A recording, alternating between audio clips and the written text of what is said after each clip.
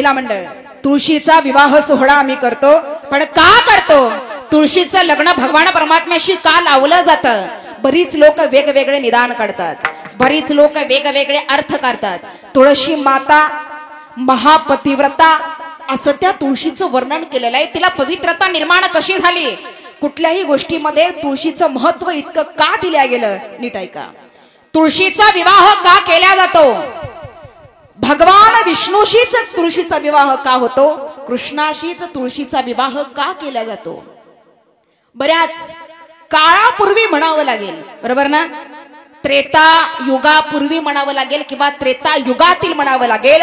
राम जन्मापूर्वी जालंधर नावाचा एक राजा, जालंधर नगरीमध्ये राज्य करणारा, जालंधर नगरीमध्ये राज्य करणारा एक जालंधर नावाचा राजा राज्य करीत असताना षडगुण ऐश्वर्य संपन्न, खूप मोठी श्रीमंती, खूप मोठं धन्य, खूप मोठं सैन्य, खूप मोठा त्या राजाचा परिवार, सगळं काही मिळालेलं असताना जालंधराने महालक्ष्मीची उपासना केलेली होती, लक्ष्मीला प्राप्त करून घेतलेलं होतं. म्हणून लक्ष्मीचा जवळजवळ लक्ष्मी ताब्यातच घेतली म्हणावी लागेल. इतका गडगण्य श्रीमंत हा जालंधर आनंदाने राज्य करत असताना या जालंधराच्या दरबारामध्ये नारद मुनी एके दिवशी हातामध्ये चिपळ्या, गळ्यामध्ये विना आणि भजन करत नारद मुनी जालंधराच्या राज दरबारामध्ये आले. या नारदा या, सगळा आदर उपचार झाला.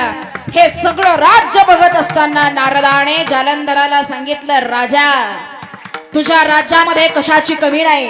अरे सगळं आहे, सैन्य आहे, धनधान्य आणि संपत्ती आहे, अरे ऐश्वर्य आहे, एवढा मोठा राज दरबार तुझा. पण जालंधरा तुझ्या राज्यामध्ये एका गोष्टीची कमी आहे. जालंधराने विचारलं, काय कमी आहे? माझ्याकडे तर सगळंच आहे, एका गोष्टीची कमी आहे. म्हणे काय कमी आहे? अरे सगळं आहे. तुझ्याकडे जर सगळं असेल तर जगातील लावण्यवती सौंदर्यवती स्त्री सुद्धा तुझ्याकडेच असली पाहिजे. तुझ्या राज्यामध्ये रूपवान स्त्री तुझ्याकडे नाही, सौंदर्यवती स्त्री नाही. अरे तुझ्या या धनसंपत्तीला काय काम? अरे काय करायचं या ऐश्वर्याचं? जालिंधराने विचार केला, असं जगातील सौंदर्यवती स्त्री कोण आहे? कुणाशी बोलतोयस? कुणाबद्दल बोलतोयस? नारदाने सांगितलं, कैलासावरती आरूढ असणारे महादेव भोले शंकर. महादेव बडा सब देवन का बाबा, सगळ्या देवाचा देव असणारे महादेव भोले शंकर. या भोले शंकराची पत्नी पार्वती माता, या पार्वती सारखी सुंदर स्त्री जगात कुठे नाही, आणि ती सौंदर्यवती तुझ्याकडे नाही, म्हणून तुझ्या ऐश्वर्याला किंमत नाही. सध्याच्या भाषेत बोलायचं झालं तर जालंधराचा इगो हर्ट झाला. इगो. ते जालिंधर म्हणला, अरे नारदा काय बोलतोयस? लगेच आणणार. नारद म्हणला, महादेव देईल असं वाटतंय तुला? सोप्यात सोपं. ते म्हणला, नाही दिली तरी मी बोढून आणणार, पण पार्वती माझ्या राज्यामध्ये आणणार म्हणजे आणणार. आपल्या युगातला नियम आहे, परस्त्री माते समान जाण. जालिंधर निघाला.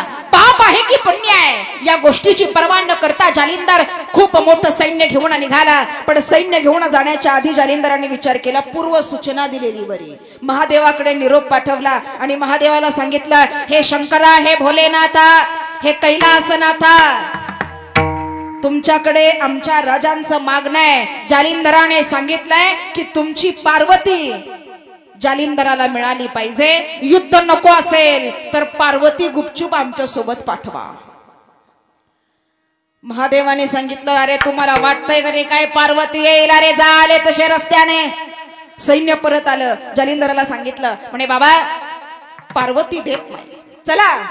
सैन्याला सुरुवात झाली, युद्धाला सुरुवात झाली. सैन्य घेऊन जालिंधर लढण्यासाठी महादेवाच्या कैलासावर आला. जोरात युद्ध सुरू झालं. कार्तिक स्वामी, गणपती बाप्पा, नंदी अशा प्रकारची सर्व वीर योद्धे या युद्धामध्ये सामील झाले. काल नेहमी युद्ध करतोय, वीरभद्र युद्ध करतोय. हे सर्व युद्ध चालू असताना एका स्त्रीसाठी हे युद्ध चालू होतं. हे युद्ध चालू असताना गंमत अशी होत होती, जालिंदराचं सैन्य मारावं, जालिंदराचं सैन्य मारावं, पण मेलेलं सैन्य पुन्हा जिवंत व्हावं आणि युद्ध करण्यासाठी महादेवाकडे यावं. सैन्य तर मारतोय पण ते परत जिवंत होत आहे. असं नाही झालं पाहिजे. हे का होत आहे? आणि नंतर लक्षात आलं, शुक्राचार्य नावाचे जे आहेत ना, हे शुक्राचार्य संजीवनी औषध या सैनिकांना पाजतायत आणि त्या औषधीमुळे मेलेलं सैन्य परत जिवंत होत आहे आणि लढायला येत आहे. महादेवाने एक स्त्री निर्माण केली. त्या स्त्रीचं नाव होतं कृत्या.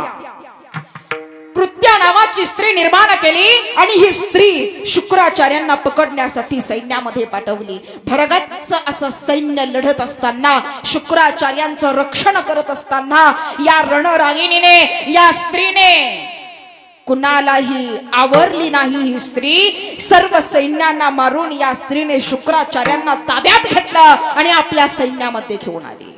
युद्ध सुरू झालं. भयानक असं युद्ध चालू आहे. हे युद्ध चालू असताना जालिंदर जसा युद्धामध्ये निपुण होता तसा मायावी अस्त्रामध्ये निपुण होता. या जालिंदराने मायावी अस्त्र सोडलं. वाद्य वाजायला लागली, मृदंग वाजायला लागला, विण्याचा झंकार वाजायला लागला आणि या वाद्यांच्या आवाजामध्ये सर्व सैन्य डोलायला लागलं, भजनामध्ये नाचायला लागलं, कारण ते मायावी अस्त्र होतं. याच वेळेचा फायदा घेतला जालिंदराने आपलं रूप बदललं. नीट ऐका. जालिंदर कैलासावरती आला. जालिंदराने रूप बदललं. महादेवाचं रूप घेतलं. हुबेहूब महादेवाचं रूप घेऊन जालिंदर कैलासावरती आला. पार्वतीला वाटलं महादेवच आले. महादेव आले म्हणून पार्वतीने स्वागत केलं. या बसा. झाली युद्धाची समाप्ती. संपलं युद्ध. युद्ध संपलं म्हणता बरोबर महादेवांनी हात पसरले. महादेवांनी म्हणजे जालिंदराने, शंकराचं रूप घेतलेल्या जालिंदरांनी हात पसरले आणि आवाज दिला, पार्वती ये. अगं ये माझ्या जवळ ये. अगं ये, मी बोलावतोय तुला, ये. ऐकता बरोबर पार्वतीनं बघितलं, महादेव असं कधीच करत नाही. भोलेनाथ असं कधीच करत नाही. मग आज का करतायत? पार्वतीने विचारलं, मला खरं सांगा, युद्धामध्ये विजय कुणाचा झाला आणि हरलं कोण? विजय आपला झाला की त्यांचा झाला? तेव्हा या जालिंदराने पार्वतीला सांगितलं, अगं म्हणे पार्वती, युद्ध अजून संपलेलं नाहीये. युद्ध अजून संपलेलं नाहीये. युद्ध चालू आहे. नीट ऐका. युद्ध चालू आहे, पण या युद्ध करत असताना, रणांगणामध्ये सैन्याशी लढत असताना अचानक मला तुझी आठवण आली आणि तुझी आठवण आली आणि म्हणून तुला भेटण्यासाठी युद्ध अर्ध्यात सोडलं आणि रणांगणावरून पळत तुझ्या भेटीसाठी आलोय. आणि तू मला एक आलिंगन सुद्धा देऊ शकत नाहीस, एक मिठी सुद्धा मला मारू शकत नाहीस. अगं ये, तुझ्यासाठी मी युद्ध सोडून आलोय, रणांगण सोडून आलोय. पार्वतीने विचार केला, रणांगणामध्ये लढत असणाऱ्या वीराला स्त्रीची आठवण येणं आणि स्त्री विषयी काम वासना उत्पन्न होणं, तो योद्धा असूच शकत नाही. ज्या अर्थी हा इथे आलाय याचा अर्थ हे महादेव नाहीत. आणि तिनं डोळे बंद केले, विचार करायला सुरुवात केली, समोर आहे तो कोण आहे? आणि मग लक्षात आलं, समोर उभा आहे तो जालिंदर आहे, महादेव नाही. तिने भगवान विष्णूचा धावा केला. तिला कळालं, लक्षात येता बरोबर जालिंदर परत गेला. जालिंदर परत गेला. युद्धाला सुरुवात झाली. भगवान विष्णू आले. पार्वतीने सांगितलं, हे भगवंता, हे विष्णू रमणा, हे लक्ष्मी रमणा, असं असं झालंय. जालिंदर इथे आला होता, मला नेण्यासाठी युद्ध करतोय, त्याचं काहीतरी केलं पाहिजे. तिकडे युद्धामध्ये इतकं भयंकर चालू आहे की जालिंदर मरणे शक्य नाही, काहीतरी केलं पाहिजे. मला वाचवलं पाहिजे. विष्णूने सांगितलं, पार्वती माते सगळं तुमचं खरं आहे, पण जालिंदराचा मृत्यू का होत नाही त्याचं एक कारण आहे. पार्वतीने विचारलं, काय कारण असू शकतं? एवढे मोठे योद्धे तुम्ही, एवढे मोठे देव तुम्ही, आणि तुमच्याच्याने एक जालिंदर मारल्या जात नाही. विष्णूने सांगितलं, त्याचं एक कारण आहे. जालिंदर मरू शकत नाही. का? त्याची पत्नी वृंदा, जालिंदराची जी पत्नी आहे तिचं नाव आहे वृंदा, आणि ही वृंदा हिची पुण्याई इतकी आहे, ही पतिव्रता आहे. आणि या वृंदेच्या पातिव्रत्यामुळे जालिंदर कितीही विनाशकाली असला तरी तिची पुण्याई आडवी येते आहे, तिचं पतिव्रता पण आडवं येत आहे, आणि तिचं पतिव्रता पण, तिचं पावित्र्य पण आडवं येत असल्या कारणाने जालिंदर मरू शकत नाही. मग म्हणे याला उपाय काय? याला एकच उपाय, जालिंदराला मारायचं असेल तर वृंदेचं पतिव्रत्य भंग केलं पाहिजे. तिचं पतिव्रता पण जेव्हा भंग होईल तेव्हाच हा जालिंदर मरेल. काय करावं कळेना. भगवान परमात्म्यांनी एका साधूचा वेश घेतला, विष्णूने एका साधूचा वेश घेतला, शेषाला सोबत घेतलं, आणि हे दोनही साधू वृंदेच्या निवास स्थानाकडे निघाले, जालिंदराच्या नगरीकडे निघाले. इकडे युद्ध चालू आहे. भगवान विष्णू येऊन एका झाडाखाली बसले. हे दोघ जण बसलेले असताना वृंदेला स्वप्न पडलं, आपला पती जालिंदर रेड्यावर बसून दक्षिण दिशेला चाललाय, त्याचे केस सुटलेले आहेत, अनेक स्त्रिया त्याच्या अंगाला तेल लावत आहेत. हे असं दृश्य तिनं बघितलं आणि अचानक तिला जाग आली. काहीतरी विचित्र घडणार आहे, काहीतरी वाईट घडणार आहे, काहीतरी वाईट घडणार आहे. तिला झोप लागेना. आपल्या मैत्रिणींना तिनं उठवलं. पतिव्रतेचा महिमा काय आहे बघा. आपल्या मैत्रिणींना तिनं उठवलं आणि या वृंदेने दोघींना घेऊन जरा फेरपटका मारावा, जरा फिरून यावं, म्हणजे मनाला बरं वाटेल. म्हणून ही वृंदा निघाली. आणि रस्त्याने जात असताना भगवान विष्णूने बघितलं, काय करावं लागेल म्हणजे हिचं पतिव्रतापणा भंग होईल. तिनं बघायला सुरुवात केली. विष्णूंनी बघता बघता 2 राक्षस निर्माण केली, आणि या 2 राक्षसांना तिला त्रास देण्यासाठी पाठवलं. 2 राक्षस आली, वृंदेला त्रास देऊ लागली. वृंदेनं धावा केला आणि पळत पळत पळत रस्त्याने जात असताना समोर साधूच्या रूपामध्ये भगवान विष्णू बसले होते. या साधूंना तिनं बघितलं आणि वृंदेनं आवाज दिला, अहो तपस्वी, अहो साधू, संकटातून माझं निवारण करा. माझ्या पाठीमागे 2 राक्षस लागलेत, या संकटातून माझं निवारण करा.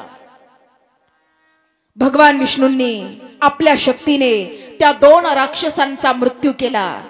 हा मृत्यू घडवून आणल्यानंतर वृंदेच्या मनामध्ये या साधू विषयी एक चांगली भावना निर्माण झाली. तिनं नमस्कार केला. तुम्ही खरोखरच महान आहात, तुम्ही खरोखर एक देवता आहात, एक महत् पुरुष आहात. दर्शन घेतलं वृंदेनं आणि तिनं भगवान विष्णूंना विचारलं, हे साधू, माझे पती तिकडे युद्ध करत आहेत, महादेवाशी त्यांचं युद्ध चालू आहे, खूप दिवस झाले ते आलेले नाही आहेत, तर त्या युद्धामध्ये आता काय घडलंय तुमच्या दिव्य शक्तीने बघा आणि मला माझ्या पतीची खबर, माझ्या पतीची बातमी माझ्यापर्यंत पोहोचवा. भगवान विष्णूंनी सांगितलं, ठीक आहे, जशी तुमची इच्छा. डोळे बंद केले आणि एवढ्यामध्ये विष्णूनं सांगितलं, तिथं जे घडलंय ते तुला प्रत्यक्ष इथे दाखवतो. विष्णूंनी निर्माण केलेले 2 वानर समोरून आले. एका वानराच्या हातामध्ये जालिंदराचं शिर म्हणजे मस्तक आणि एकाच्या हातामध्ये जालिंदराचं शरीर. एकाकडे धड, एकाकडे शिर. हे 2ही देह घेऊन वृंदेच्या समोर आले. रक्तबंबाळ झालेलं शरीर टाकलं आणि विष्णूने सांगितलं, हेच सत्य आहे, हेच सत्य आहे. युद्धामध्ये जालिंदराचा मृत्यू झालाय आणि हेच सत्य आहे. वृंदेनं सांगितलं, नाही, असं होऊ शकणार नाही. माझ्या पतीशिवाय मी जगायचं कसं, माझ्या पतीशिवाय मी जगायचं कसं. हे साधू, तुम्ही अलौकिक आहात, तुमची शक्ती विलक्षण आहे. एक काम करा, माझ्या पतीला जिवंत करा. हात जोडते तुमच्या पुढे, माझी पुण्याई पणाला लावते, पण माझ्या पतीला जिवंत करा. आणि भगवान विष्णूंनी ते शरीर तिच्यापासून लांब नेलं आणि त्या शरीरामध्ये भगवान विष्णूंनी स्वतः जालिंधराचं रूप घेतलं. ऐका, स्वतः जालिंधराचं रूप घेतलं आणि भगवान विष्णू वृंदे समोर आले. हुबेहूब जालिंदर वृंदे समोर आले. वृंदेनं आपल्या मेलेल्या पतीला जिवंत झालेलं बघितलं. आनंद झाला वृंदेला, माझे पती परत आले. तिनं हात पसरले.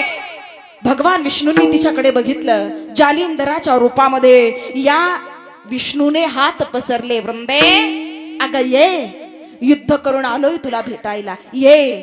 पतीच्या दुःखाने शोकित झालेली ही पतिव्रता स्त्री पळत गेली आणि भगवान परमात्म्याला आपला पती समजून तिनं मिठी मारली.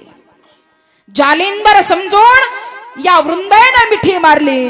मिठी मारता बरोबर परपुरुषाला स्पर्श जरी झाला ना, परपुरुषाला स्पर्श जरी झाला ना, तरी पतिव्रता पण भंग होत. या वृंदेनं मिठी मारली आणि भगवान विष्णूला जे करायचं होतं ते काम साध्य झालं. या मिठीतून जेव्हा ते सुटले तेव्हा भगवान परमात्म्याकडे वृंदेनं बघितलं. थोडासा संशय आला. बघता बरोबर भगवान विष्णूंनी आपलं रूप धारण केलं. पतिव्रता पण भंग झालं. शंख चक्र गदाधरी भगवान विष्णू वृंदे समोर उभे होते. वृंदेनं बघितलं आणि तिला राग आला. वृंदेनं बघितलं, तिला राग आला. हे विष्णू, हे विष्णू, तुम्हाला काहीच वाटलं नाही? माझ्यावरती मला स्पर्श करताना, एका परस्त्रीला हात लावताना तुम्हाला काहीच वाटलं नाही? तुम्ही हे जे केलंय, हे विष्णू, तुम्ही हे जे केलंय ना, रागा रागामध्ये वृंदेनं भगवान विष्णूला शाप दिला.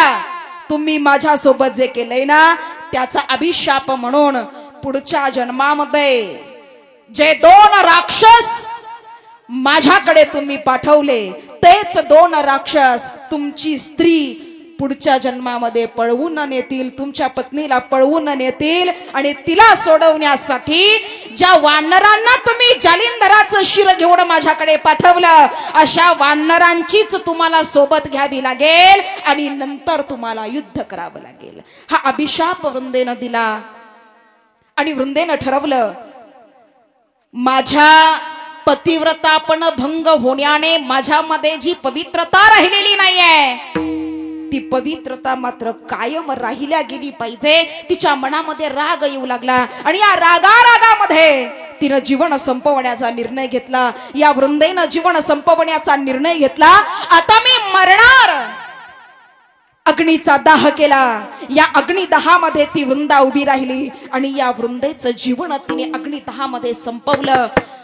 या शरीराची राख झाल्यानंतर भगवान विष्णू तिथे उभे राहिले, खाली बसले, डोळ्यातनं अश्रू आले आणि माझ्या भगवान परमात्म्याने वृंदेकडे बघितलं आणि आवाज दिला, हे वृंदे, आयुष्यभर जी तुझी पुण्याई आहे, हे जे तुझं पतिव्रतापण आहे, या पतिव्रतापणासाठी मी विष्णू म्हणून तुला सांगतोय, देव म्हणून मी तुला सांगतोय, तुला काही मागायचं असेल तर माझ्याकडे माग. वृंदेनं सांगितलं, देवा, मला जर तुम्हाला द्यायचं असेल, कारण मी भगवंताला मानते, कारण मी भगवंताची भक्त आहे, तुम्हाला जर मला द्यायचं असेल तर एक द्या. आता मी मेल्यानंतर या ठिकाणी एक वृक्ष निर्माण होईल. एक वृक्ष निर्माण होईल. या वृक्षाचं नाव असेल तुळशी. आणि या जन्मामध्ये माझं जे पतिव्रतापण भंग झालंय ना, पण लोकांनी, समाजाने मला पवित्र मानावं, पवित्रतेचं स्थान मला द्यावं, जगातील एकमेव स्थान म्हणजे मला मानलं जावं. आणि हे विष्णू, तुम्ही माझ्या ठिकाणी निरंतर वास करावा, अशी माझी इच्छा आहे. भगवान विष्णूंनी सांगितलं, हे तुळशी माते, हे वृंदा, ज्याप्रमाणे लक्ष्मी मला प्रिय आहे, त्याच्याही पेक्षा तुमच्या पुण्याईमुळे मला तुम्ही प्रिय आहात. तुमच्या या तुळशीमध्ये माझं वास्तव्य निरंतर राहील आणि जगातील प्रत्येक व्यक्ती या तुळशीला पवित्र असं मानल्या जाईल. तुळशीचा प्राण गेला, त्या ठिकाणी तुळशीचा वृक्ष उगवला. हे तुळस उगवलं. या घटनेपासून आपल्या मातीमध्ये, या आपल्या प्रत्येक घरामध्ये आता कार्तिकी पौर्णिमा, कार्तिकी एकादशी झाल्यानंतर भगवान श्रीकृष्ण आणि तुळशीचा विवाह घरोघरी केला जातो. भगवान कृष्णाचा सोहळा उत्सव साजरा केला जातो. तुळशीचा विवाह साजरा केला जातो.